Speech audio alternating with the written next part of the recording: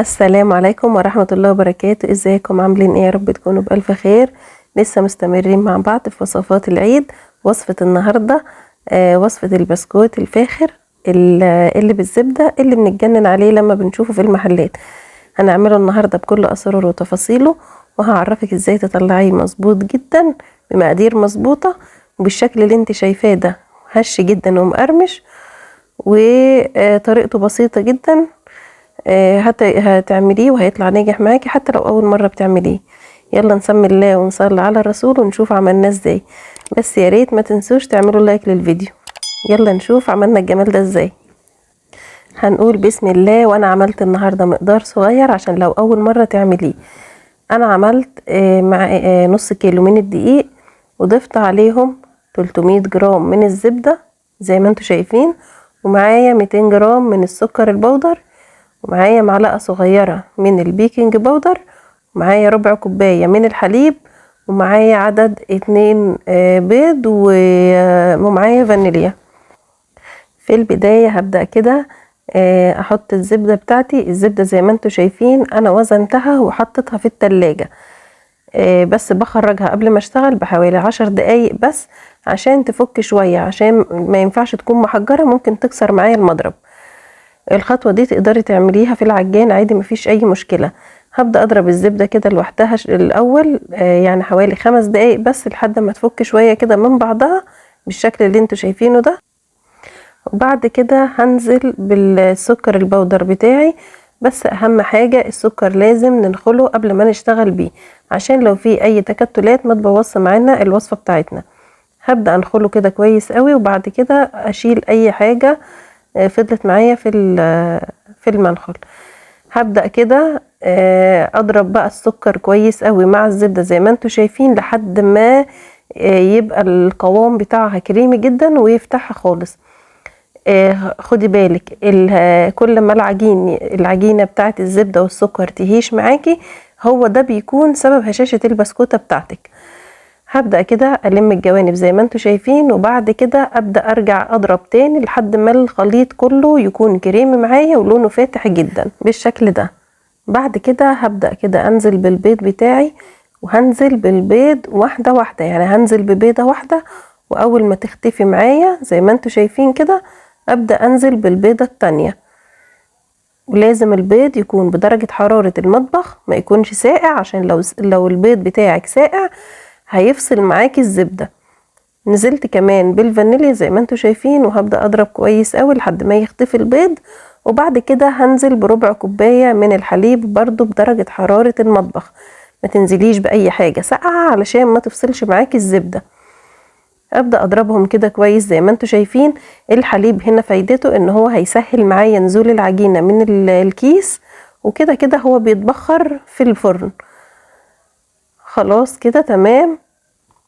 بعد كده هبدأ انزل بمعلقة صغيرة من البيكنج باودر على نص كيلو من الدقيق، ورشة بسيطة خالص كده زي ما انتوا شايفين من الملح، وهقلبهم كويس قوي مع بعضهم زي ما انتوا شايفين كده بالظبط.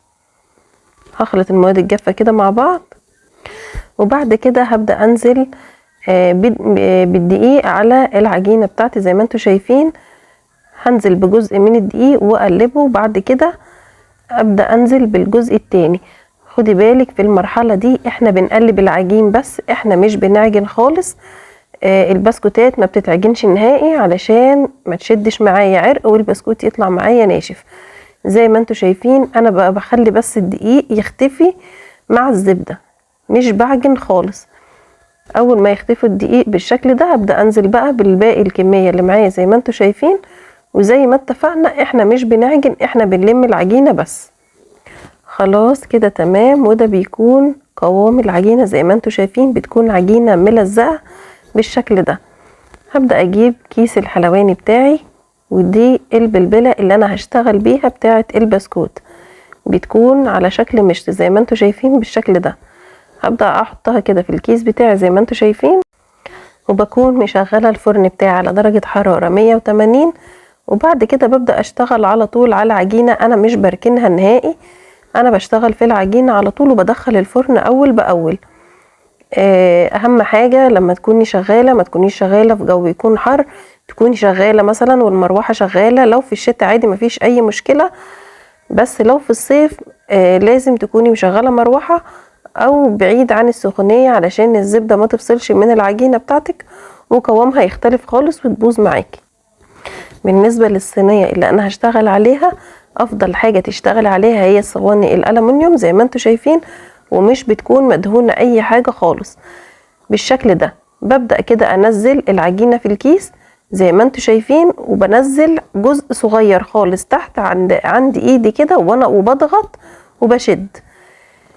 ما تضغطيش من فوق عشان ايدك هتوجعك، نزلي جزء صغير عند الكيس من تحت زي ما انتوا شايفين، وبعد كده اشتغلي على طول.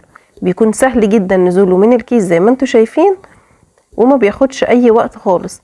واللي بخلصه بدخله على الفرن على طول. لو انت شغالة في جو حر ممكن تقطعي العجينة وبعد كده تدخلي الصواني بتاعتك التلاجة علشان الزبدة ما تفصلش معاكي.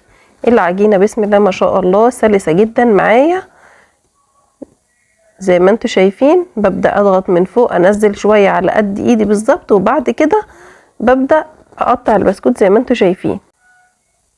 هبدأ ادخل الفرن على طول، والفرن بيكون شغال من تحت بس.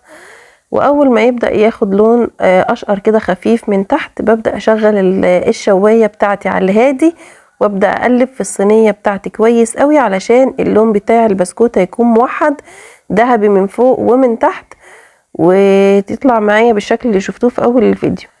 تقدري كمان بالنسبة لطول البسكوتة تقدري تتحكمي فيه، واي زيادات زي ما انت شايفة كده ممكن تقطعيها بالسكين علشان ما تتحرقش في الفرن وتبوظلك الشكل بتاع البسكوتة بتاعتك. هبدأ اعمل معاكم صينية كمان بالشكل اللي انتوا شايفينه ده. زي ما اتفقنا احنا بنملى الكيس بس، الجزء اللي انا بضغط عليه بيكون جزء قليل علشان ما اعملش مجهود على دراعي وابدأ اتعب بسرعة. انزل جزء بسيط وابدأ اضغط وانزل البسكوتة زي ما انتوا شايفين واشكل، واول ما الجزء ده بيخلص ببدأ انزل تاني واسحب من فوق بالشكل ده. هيكون الموضوع سهل جدا معاكي، مفيهوش اي مشكلة، وهيطلع معاكي احلى بسكوت بالزبدة، احلى وافخم كمان من بتاع المحلات. واول ما بنخلص تشكيل بالشكل ده بندخل على الفرن على طول على درجة حرارة 180 زي ما اتفقنا، والفرن شغال من تحت بس. واول ما بيبدأ ياخد لون اشقر من تحت بنبدأ نشغل الشواية على الهادي ونقلب في الصينية لحد ما اللون بتاعنا يبقى ذهبي وجميل. بياخد حوالي ربع ساعة في الفرن، وبيطلع بقى بالشكل الجميل اللي انتوا شايفينه ده. بسكوت كده بيكون فخم كده في نفسه وجميل ودايب هش جدا، حاجة كده تشرفك قدام ضيوفك. جربيه وان شاء الله الطريقة هتعجبك وهيكون سهل معاكي حتى لو اول مرة بتجربيه. لو عجبكم الفيديو ما تنسوش تعملوا لايك وتشتركوا في القناة وتفعلوا الجرس على الكل عشان يوصل لكم مني كل جديد. اتمنى ان انتوا تجربوه بطريقتي، وهستنى رأيكم في الكومنتات. اشوفكم الفيديو الجاي بألف خير، مع السلامة.